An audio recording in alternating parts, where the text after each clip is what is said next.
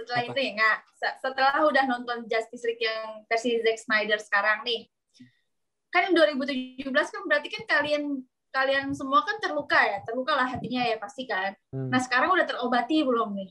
Wah, udah bukan terobati lagi nih. Udah puas over banget. Damage ya. Puas banget parah. Puas banget. Puas banget.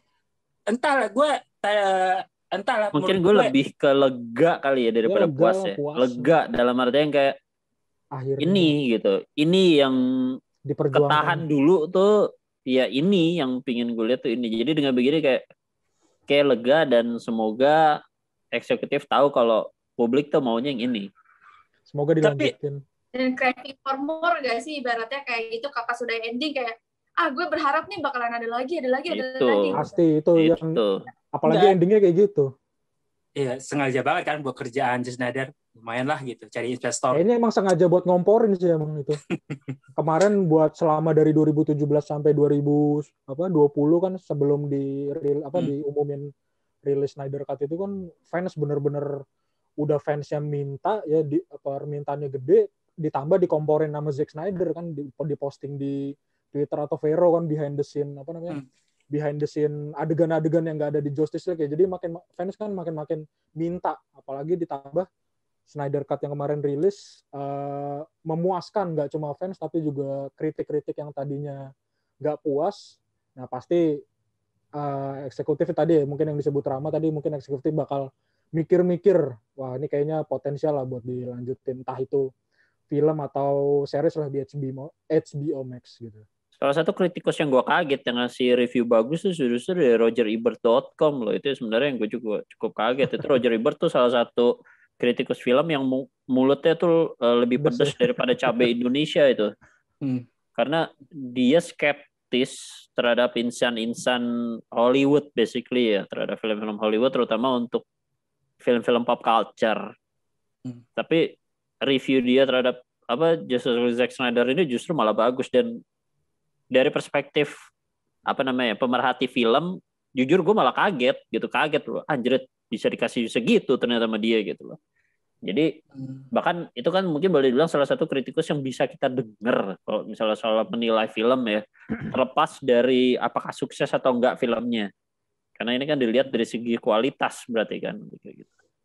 Tapi gue punya pendapat, ini opini gue aja ya. Menurut gue sih kenapa Justice League itu bisa bagus banget adalah dia dikasih kebebasan dan sebagainya untuk dari awal sampai akhir lagi dia ngedit. Bahkan katanya dia nggak digaji kan untuk yang ini. Asalkan gue dikasih kebebasan untuk ngedit dari awal, kasih budget buat filmnya, gue nggak apa-apa yang nggak digaji seperti itu kan. Benar kan Rom ya? Iya. Benar kan? Benar.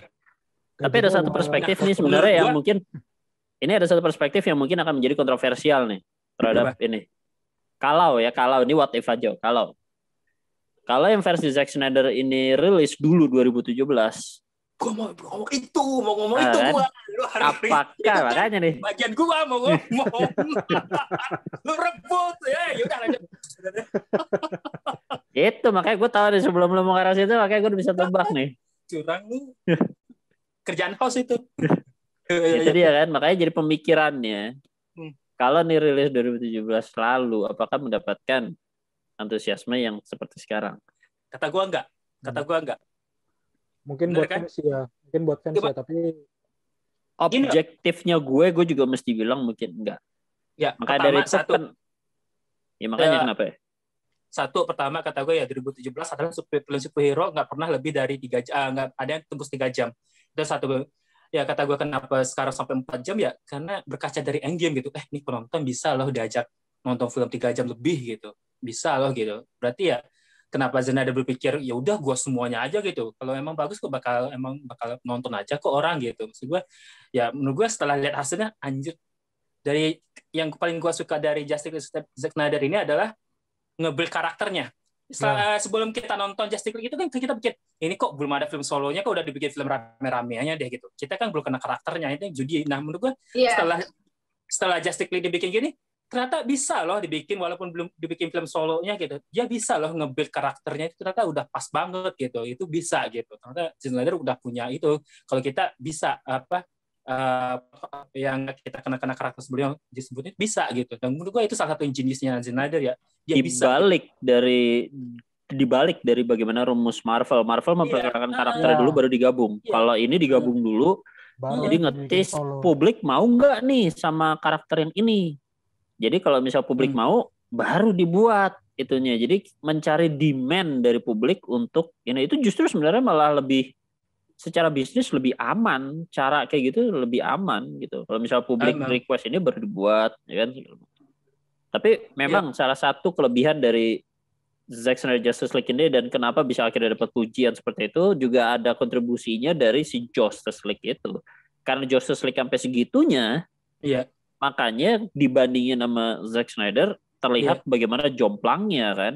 Iya, betul. Dan menurut gue sih, gue sih masih tetap jadi fansnya Joss Whedon ya, maksud gue di seberapa dosanya pun dia Justice League gue, tapi gue masih itulah. Dan menurut gue sih Joss Whedon itu tumbal gitu. Tumbal, pengorbanan gitu.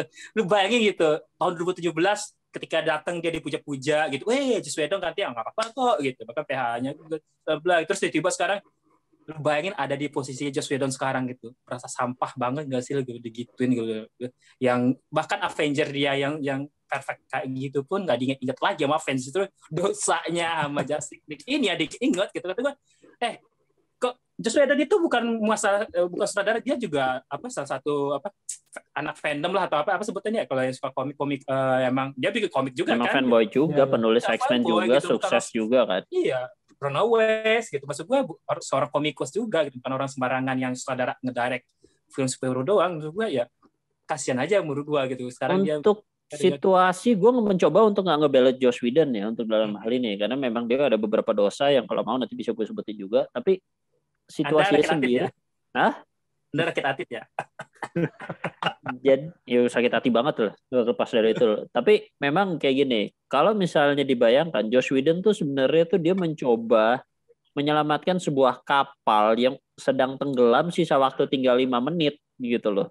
Jadi dengan jangka waktu pada saat si Zack Snyder mundur dengan film yang udah ada dan hitungannya ditolak sama eksekutif, jadi Josh kayak oke, lo cuma punya waktu 3 bulan, lo bikin film baru biar kredit lo bisa ada di kayak gini, tapi tetap Justice League gitu loh. Sedangkan si Zack kan punya kurang lebih 2 tahun untuk nge-build Justice League ini, dan percayalah mungkin Zul juga yang udah pernah bikin film tahu nggak sesederhana itu, apalagi untuk level Hollywood bikin film hanya dalam waktu 3 bulan, apalagi untuk sekelas Justice League. Udah post production juga harus selesai, pada saat productionnya juga ngambil gambar juga harus selesai, belum juga nulis ceritanya diulang dan segala macam kan, tidak mudah seperti itu.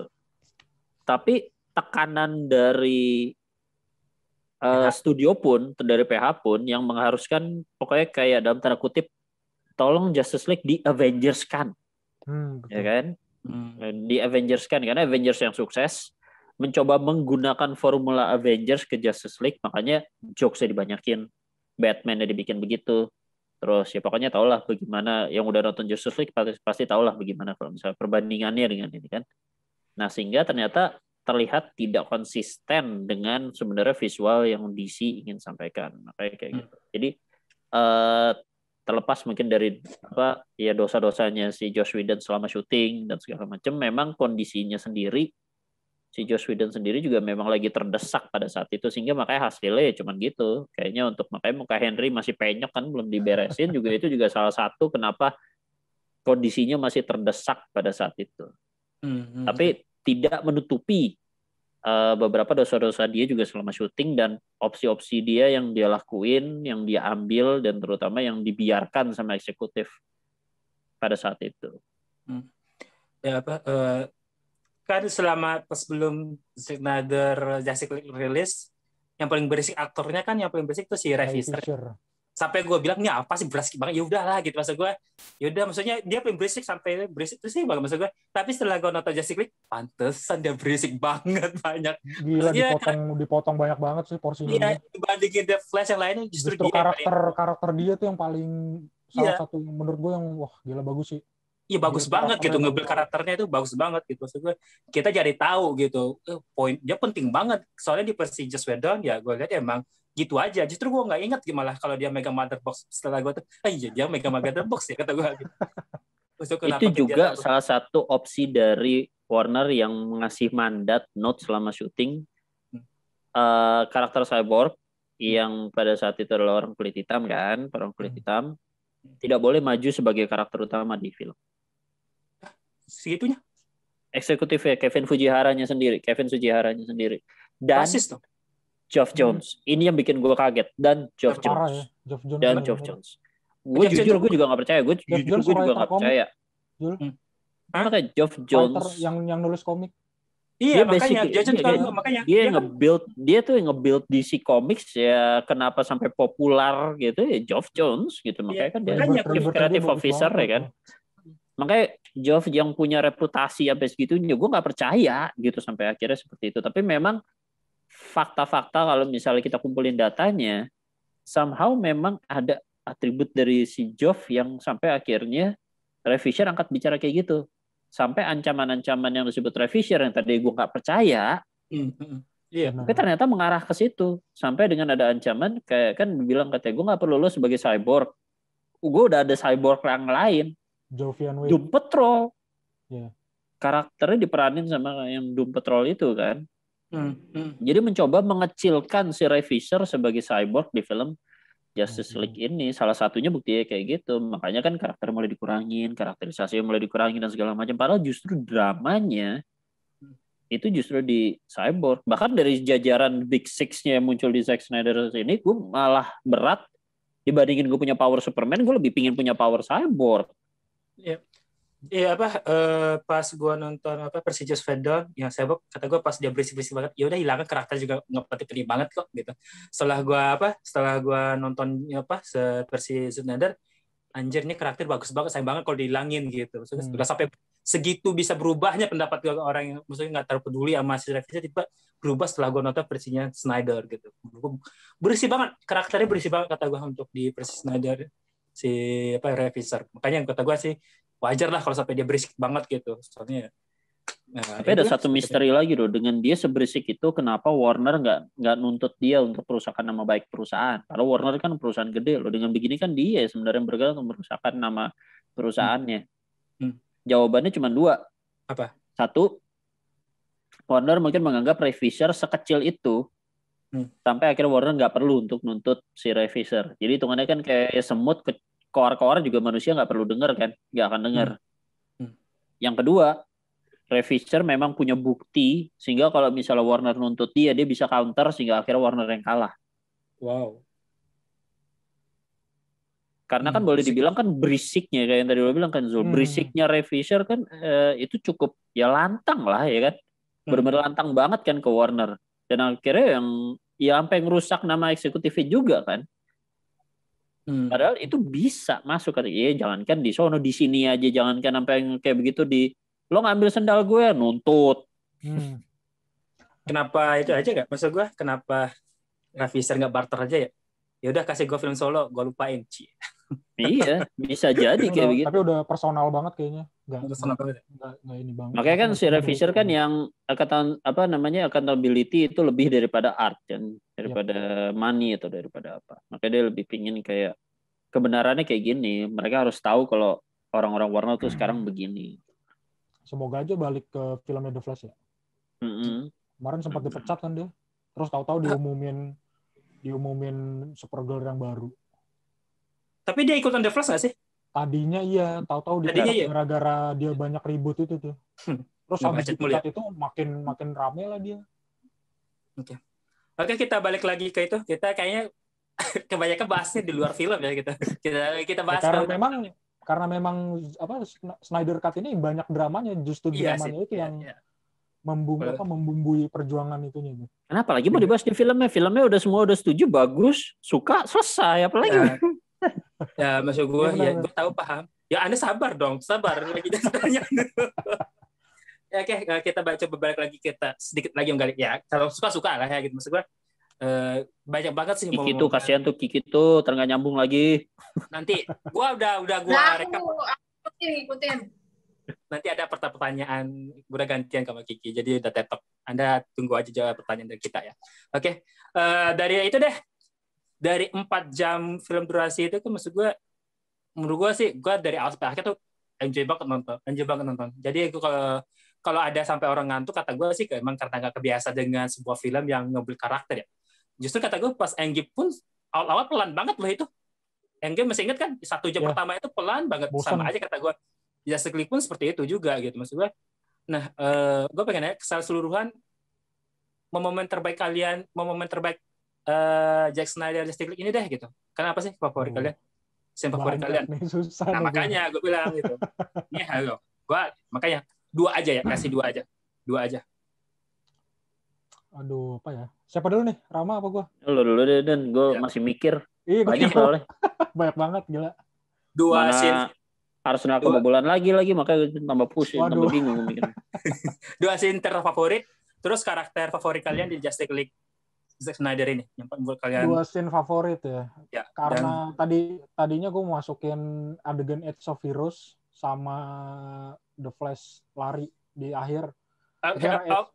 Karena Age of Heroes sebelum di Justice League sudah sempat muncul ya. Gue milih ini deh, adegan backstory-nya Cyborg. Ngenalin adegan favorit gue pas ini si Cyborg ngedengerin rekaman bokapnya. Tapi ngedengerin yang pertama kali ya, kan abis itu dia ngancurin kasetnya tuh.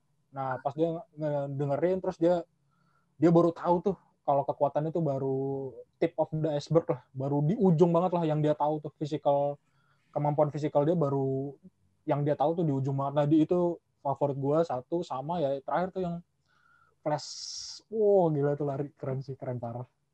Yang bagian pas tuh ya, yang pas dia It's all right now. Wah, parah sih, parah. Yang gue suka sih momen ini, maksudnya kalau lu perhatiin, nggak tahu deh kalian menyadar apa enggak, itu adalah bagian ternyata ini cerita tentang bapak dan anak loh. Perhatiin nggak sih? Iya. Kecuali Kraken dan itu ya, soalnya kan dia tinggal ibunya doang. Maksud gue ini tentang ayah dan anak, tentang si Cyborg dan ayah, Flash dan ayah gitu. Dan si Batman pun terakhir gue mau nangis lah bagian akhir. Superman juga sama ayahnya juga tuh. Iya, maksud gue tapi kan nggak 2.0 tapi nggak terlalu dikentelin kayak The Flash ataupun si Cyborg atau bahkan momen si Batman itu menurut gue masih lebih menyentuh, kata gue ya. Gue sih itu menyentuh banget sih, kata gue. Itu maksud gue selama ini kita bandingin adegan sedih Batman adalah adegan Flashpoint ketika masih ingat gak Flashpoint? Masih. Yang ngasih surat itu momen terbaiknya menurut gue antara si Bruce Banner dan orang tuanya. Tapi setelah kemarin itu menurut gue itu Bruce Banner beda orang, beda hero. Antek Marvel nih emang, antek Marvel. Slip of the tongue-nya harus diluruskan ini, Pak. Fatal karena itu. Oke, enggak ya, momen Bruce Wayne yang pas bilang masalahnya dibilangin sama orang gak jelas gitu. Tapi gue ikut terharu gitu. Bapak sama ibu lu pasti bangga sama lu. Iya. Gua rasa. Tapi abis itu dia balik tidur lagi. Ngomong apa? Dan tidur itu siapa? Lagi kan dia. Gue udah capek kemarin habis lawan Steppenwolf. Ada aja bangun. Susah banget hidup tenang gitu katanya. Tidur mimpi jelek. Mimpi jelek, dibangunin alien. Absurd banget loh si Bruce Wayne itu. Apa saya hidupnya? Oke. Alah, karakter favorit lo jangan jauh. Karakter favorit lo siapa deh? Tadi yang lain belum ditanya loh adegan favoritnya. Ya apa? Nagih banget lo. Mau banget. Gue pengen tahu Rama nih. Enggak, lu dulu pasin dulu semuanya. Maksudnya kelarin dulu. Sekalian. Karakter favorit.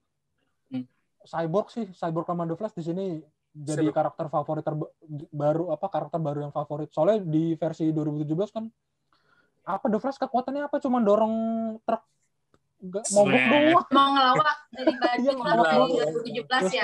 Ini kita tahu kalau dia dewasa. Ya kalau di Justice League kan dia benar-benar dia tahu kekuatan dia tahu limit dia tahu kekuatan dia tuh bahaya kalau dia harus salah apa gitu. Ya. Itu sih yang sama Cyborg sih, gue suka banget.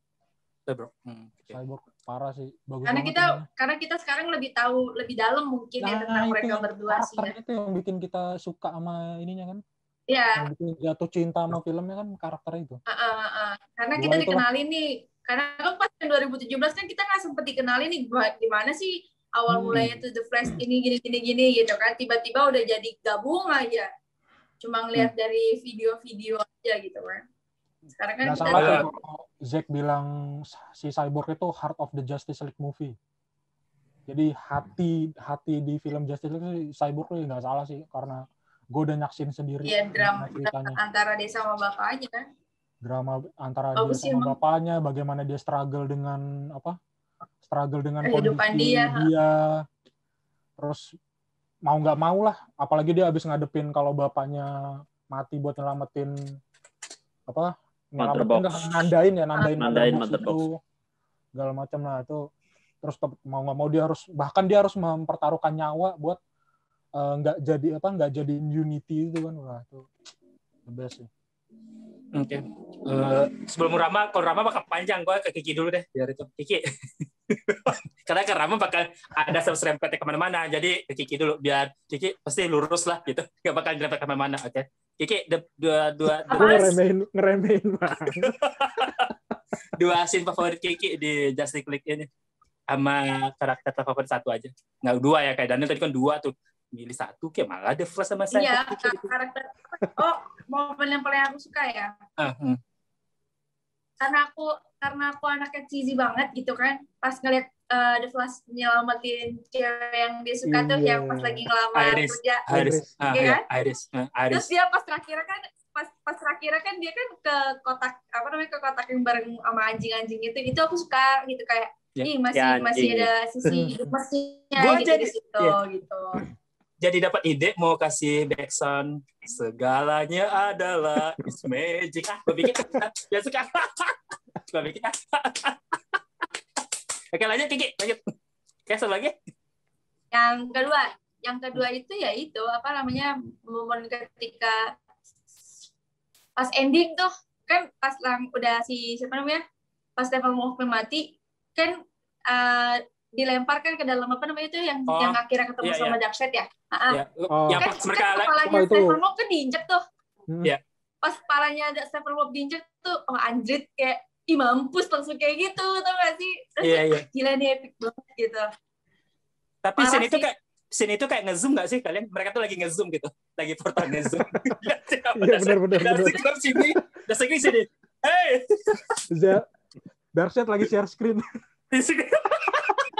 Kebetulan Darkseid tahu lagi on gitu di bumi itu lagi ada pandemi, jadi zoom aja. Itu kayak Darkseid lagi nge-zoom tapi dia di mute gitu sama admin, nggak boleh ngomong, jadi ngeliat doang. Oke. Kiki, karakter favorit Kiki? One and only Batman, always. Ini masalah cewek ini mah. Susah gue kalau udah cewek gitu, karena gatel dong, susah. Batman lah. Iya, karena Ben Affleck kan.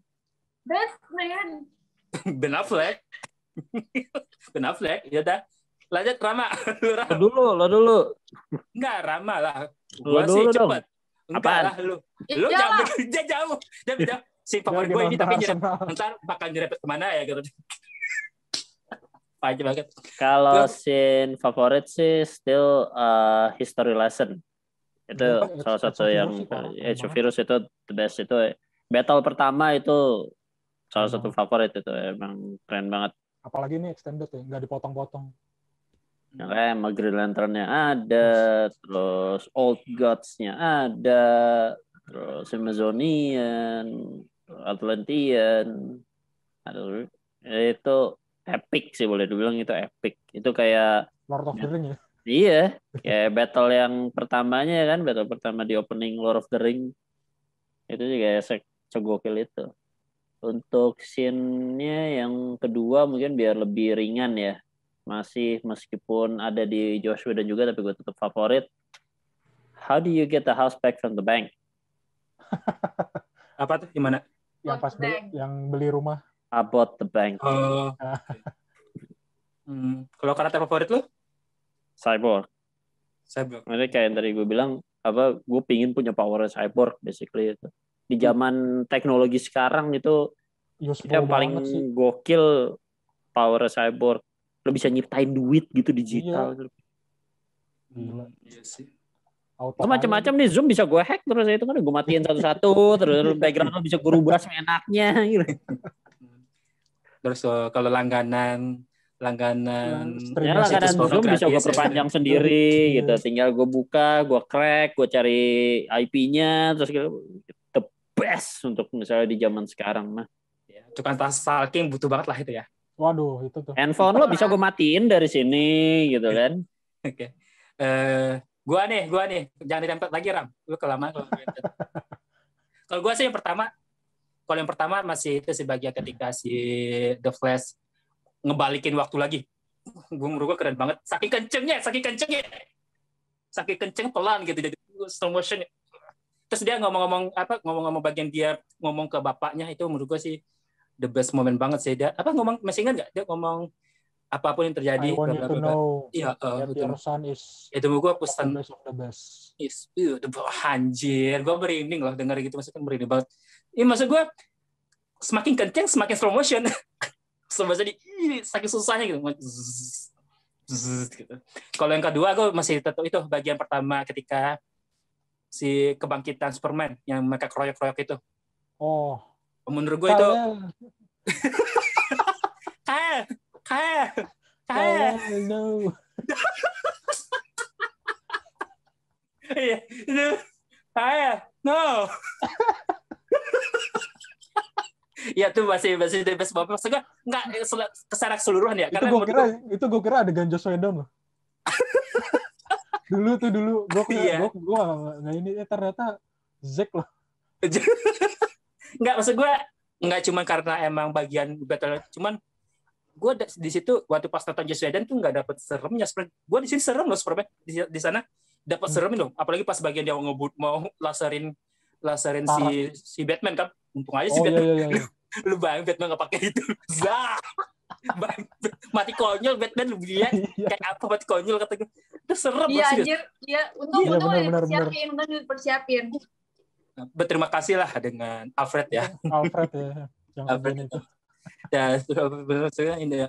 Secara keseluruhan, apalagi juga ternyata ada juga yang scene juga dihapus kan, yang bagian ketika si The Flash mau itu ternyata dihindarin kena Aquaman. Iya itu tuh. Benar. Terus kata si Aquaman. Hari malah jatuh berduaan. Cappuccino, rasamu numere uno. Ya itu kocak aja. BTW ada trivia tuh di situ. Di adegan Superman itu. Yang jadi polisinya itu. Oh yang ya, Jim Johnson ya. Nah itu ya, yang Jimmy Olsen di filmnya Superman yang dulu yang Christopher Reeve. Nah itu juga trivia yang tadi yang gue bilang. Yang Marvel. Pada saat si Flash lagi jatuh di Ben Parker, gue tahu. Iya ada Ben Parker ya. Di batu tulis di salah batu. Salah satu yang meninggal di event itu salah satunya ada namanya Ben Parker. Itu serius nggak sih? Maksudnya emang sengaja nggak sih? Iyalah. Sengaja. Kenapa? Kan kasihan Peter Parker. Meme-nya beredar tuh. Ben Parker lebih muncul di sini daripada di MCU. Jahat banget. Iya. Kalau gue untuk karakter sih masih The Flash lah ya, karena gue di sini berasa sih karakternya benar-benar berasa gitu. Apalagi lagi gara the best momennya itu kata gue sih. Walaupun ya yang bisa menanding sih itu. Tapi Wonder Woman juga cakep banget sih di sini, maksud gue justru lebih bagus daripada yang di BVS ya. Yang pas Joss Whedon sih biasa aja gue gitu. Tapi ini jauh lebih bagus daripada penampilan di BVS. Maksud gue anjir keren banget, porsinya itu benar awal sampai akhir ya berasa banget lah, tanpa lu nonton Wonder Woman sebelumnya lu udah mengenal karakternya gitu sih si Wonder Woman. Tapi ya di sini dia make up-nya nggak pernah cak mulu ya, nggak ada kotor-kotornya. Beda sama yang versi yang dia agak kotornya ya pas WW 884 doang. Gue juga sampai sekarang nggak paham kenapa kalau misalnya gue ngelihat Wonder Woman tuh cantik, tapi kalau misalnya gue ngelihat Gal Gadot gue nggak ngelihat dia cantik. Hah? Maksudnya? Gue kalau misalnya ngeliat Wonder Woman, baik di film yang pertama maupun di Justice League ataupun di BVS, gue ngeliat dia cantik, gue suka ngeliatnya gitu loh, gue suka ngeliatnya terlepas dari misalnya dia seksi atau enggak, tapi emang beneran gue suka ngeliatnya, entah bagaimana tuh proporsinya pas gitu loh. Tapi kalau misalnya gue ngeliat Gal Gadot antara di interview atau apa, gue ngeliatnya biasa aja.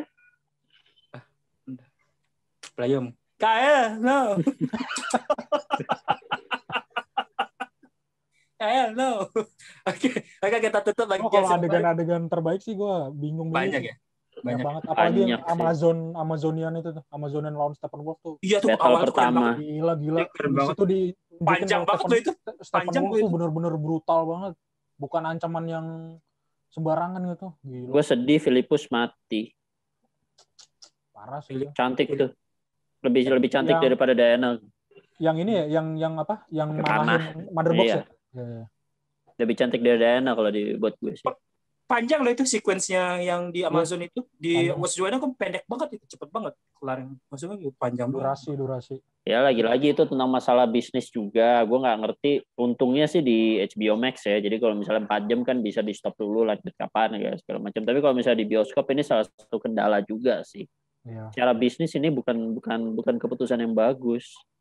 4 jam tayang. Berarti per hari maksimal cuma bisa berapa kali? 2 palingnya. 2 itu udah maksimal banget. 3 lah maksimal. 3 dibandingkan dengan untuk film 1,5 sampai 2 jam. Per hari bisa berapa kali? Banyak. Bisa 5 sampai 6. Per hari berarti pemasukan bisa lebih ataupun itu kan. Nah, secara bisnis ini sebenarnya bukan keputusan yang bagus. Mau sebagus apapun filmnya, end game-nya kan tetap nyari duit kan. Untuk kayak gini. Sebenarnya kalau misalnya mau tanpa merubah visual, tanpa merubah value-nya, kalau misalnya gue lihat sih bagusnya emang dipecah 2 filmnya itu Justice League. By business ini sebenarnya udah dipakai pada saat bikin Lord of the Ring dulu, pada saat yang dulu. Warner tuh ngeluarin biaya untuk bikin 2 film. Sama Peter Jackson diperpanjang jadi 3 film. Keulang lagi di Hobbit begitu. Akhirnya film pertama udah dapat untung, balik modal dan dapat untung. Film kedua ketiga lo udah tinggal cetak duit doang. Justice League sebenarnya tuh mulai dari BVS itu bisa pakai sistem yang sama. BVS kan hitungannya durasi yang itu kan 2,5 jam tuh yang extended kan. Kalau misalnya dilepas di bioskop lagi-lagi bukan keputusan bisnis yang gede. Karena ya itu per hari kalau 2,5 jam cuma bisa berapa kali, maksimalnya paling 4 sampai 5. Tapi kalau misalnya 1,5 jam dipecah 2 jadi 1,5 jam, 1,5 jam jadi 3 jam, kemungkinan balik modal bisa dari film pertama. Film kedua udah bisa nabung duit lagi buat ngelanjut ke Justice League ataupun film-film yang lain. Begitu pula dengan ini Justice League itu. Kalau misalnya dipecah menjadi trilogi gitu apa gitu, tiap tahun rilis, setidaknya by business lebih bagus keputusan itu. Iya. Oke, lanjut Kiki. Panjang. Apa? Ya, lanjut. Allahu Akbar. Oh iya. Terus kan aku nggak baca komik ya. Ya aku penasaran aja. Jadi sebenarnya ya karena aku cewek aku penasaran gitu kan. Jadi sebenarnya Batman sama Wonder Woman tuh ada hubungan nggak sih sebenarnya? Kayak misalnya mereka tuh pacaran gitu nggak? Apa gitu? Ada gitu nggak sih? Gara-gara adegan sebentar itu ya. Justice League Unlimited ya. Karena kan nggak sebenarnya itu pertanyaan aku karena kan di film yang Joss Whedon itu kan ada adegan mereka berdua ya kan yang mereka minum minuman keras itu kan. Nah, yang dipijit lah ibaratnya gitu kan. Nah, kalau misalkan yang versi Zack Snyder itu kan nggak ada gitu kan. Nah, jadi penasaran aja sebenarnya mereka berdua itu ada hubungan atau enggak gitu. Atau bakal ada mengarah ke sana kalau misalnya ada Justice League lagi gitu. Kenapa? Ya apa mungkin gak ada kemungkinan arah ke sana untuk di Justice League selanjutnya gitu ya? Gue kasih jawaban singkat nih. Apa? Setiap penulis punya interpretasinya masing-masing. Jadi ada yang dibikin mereka berdua ada something, ada yang dibikin enggak. Lagi enggak. Jadi di komik ada, di animasi ada, di itu jawabannya tuh jadi macam-macam. Tergantung penulisnya siapa. Kalau penulisnya secara cerita perlu mereka dibikin ada hubungan. Tapi kalau misalnya enggak, ya enggak. Jadi masing-masing penulis punya interpretasinya masing-masing. Tapi bener nggak sih kemarin sempat katanya Zack Snyder pengen ada hubungan antara Bruce Wayne dengan Lois Lane. Tapi nggak setuju sama sama Warner atau DC? Di Benar nggak sih? storyboard Iya, yang bocor itu, bukan dibocor sih, malah dibikin pameran di situ diceritain. Serius dibikin pameran. Ah. Yang sempat ditutup sama Warner pada saat harusnya pembukaan hari H sama Warner dikasih memo tutup jangan buka. Salah satu bukti sabotase dari promosi Justice League. Oh, kenapa ditutup karena masalah? Ya, itu kan bagian dari promosi. Kalau itu dibuka kan berarti promosi Justice League makin gede. Warner nggak mau itu terjadi. Orang makin minta film itu. Salah satu bukti segitu ya. Akhirnya sama AT&T dibuka lah.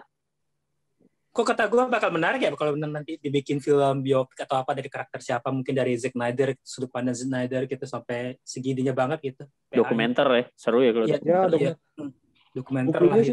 Bukunya ada buku rilis The Snyder Cut. Ya mantap sih. Lo ada tanggapan yang soal masalah Lois Lane tadi?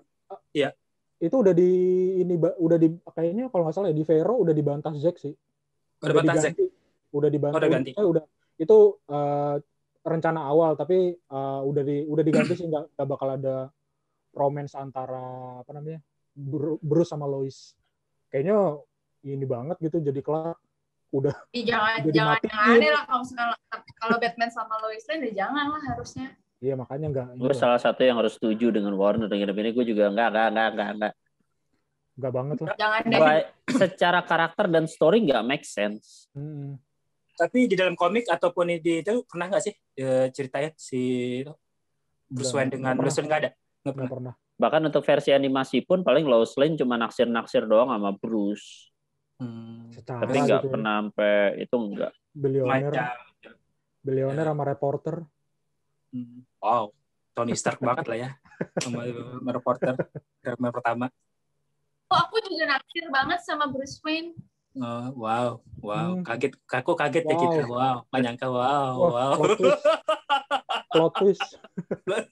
Kok kita kaget banget ya? Gue justru malah nanya nih, dengan kita udah melihat Ben Affleck sebagai Bruce Wayne dan Batman lagi lebih banyak di Justice League ini, Christian Bale gimana ya sebagai Batman?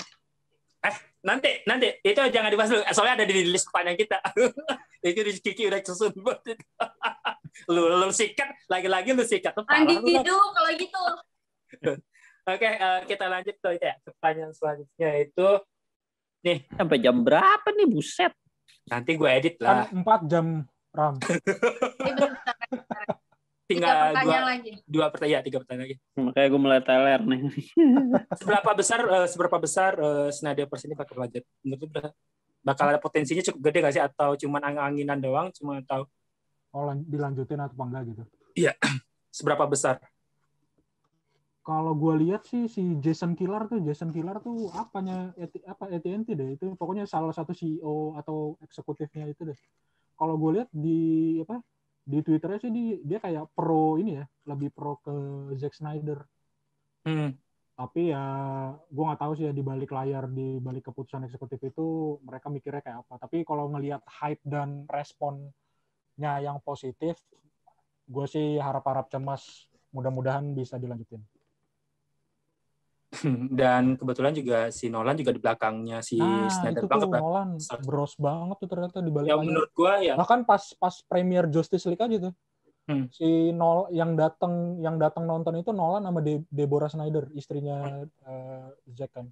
Terus Nolan itu sampai bilang ke Zack, "Udah lu mendingan jangan deh. Pokoknya dia ngejaga supaya si Snyder nggak usah lu lihat, jangan. Ntar lu sakit hati gitu deh." Dia ini banget lah sama Zack tuh. Bros banget. Oke, sip. Ya nggak tahu lah, mudah-mudahan sih bisa dilanjut. Kalau menurut lu, Ram, kansnya? Menurut lu? Dari kita ngambil presentasi aja kali ya. Presentasi menurut lu prediksi kalian atau sama dia, kita tebakan aja gitu. Kalau menurut lu nggak bisa ngasih hitung-hitungannya karena kayak selama tren pandemik ini masih ada, gue nggak yakin produksi kayak film segede ini bisa dilanjut. Plus Zack sendiri juga kayak gimana ya, kayaknya dia pengen breakaway dulu deh dari segala macam kayak hebohan ini untuk bikin balik ke universe comic book movie deh. Jadi meskipun AT&T bilang go, oke lo bikin, tapi Zack sendiri juga kayaknya masih capek, masih segala macam meskipun dapat ini. Jadi gue sendiri juga nggak bisa nebak-nebak, apalagi nggak akan bisa syuting dengan sempurna kalau misalnya masih pandemi kayak gini. Oke. Ya udah, Kiki lanjut Kiki. Ya, dari semua versi Batman yang ada, siapa yang paling kalian suka dan siapa yang paling cocok menurut kalian peranin Batman? Harus Batman ya. Kalian bertiga jawab. Padahal bisa Superman, bisa dari Mahkamah sama Daniel. Padahal bisa nanya Cyborg siapa sih yang paling keren gitu. Tapi Batman aja ya gitu ya. Zul. Apa ya? Gue sih tipikal sejauh ini gue baru bener. Gak apa-apa kalau mau jawab George Clooney sekalipun. Enggak. Gak apa-apa. Jujur gue baru bener-bener bisa nikmatin film Batman itu setelah versinya si Christian Bale loh. Maksud gue ya, oh gini loh Batman, keren ya ternyata Batman itu. Dari sana justru gue mulai ngefans sama Batman tuh gitu. Sebelumnya gue versi yang Tim Burton ataupun yang sebelumnya gue nggak pernah nyangkut tuh Batman, kekuatannya orang apa sih gitu kata gue, nggak paham itu kenapa sih orang harus bikin film gitu, kenapa nggak Superman aja udah banyakin kata gue. Tapi setelah gue nonton versinya Nolan, wow kata gue, ternyata ada hal yang lebih dari sekedar kekuatan dan apa gitu. Ya duit sih, cuman nggak itu juga gitu. Maksud gue karakternya si Batman ini kompleks banget. Tapi jadi yang bisa gue pilih adalah antara Bale atau Ben Affleck. Karena Ben Affleck belum banyak, ya gue sih lebih ke Bale. Karena dia udah 3 film lah, udah kelihatan lah gitu kayak apa Bale. Menurut gue udah cocok banget sih untuk Bruce Wayne gitu. Terus kalau Daniel tuh. Kalau konteksnya buat tim ya, buat kayak Justice League ini ya, gue jelas pasti milih ini ya. Ben Affleck ya. Kalau ininya standalone ya Bale. Soalnya kalau Batman-nya Bale dibawa ke Justice League itu nggak masuk banget sih. Ya makanya emang di konsep dari awalnya, awalnya emang standalone sih. Tapi tetaplah Ben Affleck lah. The best. Kalau Ram? Dengan segala kontroversi. Mas Rama. Kalau gue harus bilang Ben Affleck. Buat gue Batman itu sampai satu ada Ben Affleck. Gue nggak tahu bagaimana itu dagunya, pembawaannya, semua ya, segala macam. Itu Batman. Itu Batman. Sesuai tingginya juga pun Batman juga sama Ben Affleck ya, ibaratnya kan gitu ya. Iya, physically dia bisa menyaingi si Henry Cavill sebagai Superman. Oke. Nah, itu tuh itu yang benar, banternya pas. Oke, jadi secara nggak langsung lu bakal jadi haternya Batman versi Pattinson ya? Ya. Enggak juga. Itu bukan nominasi. Karena gini. Konteksnya beda, Zul.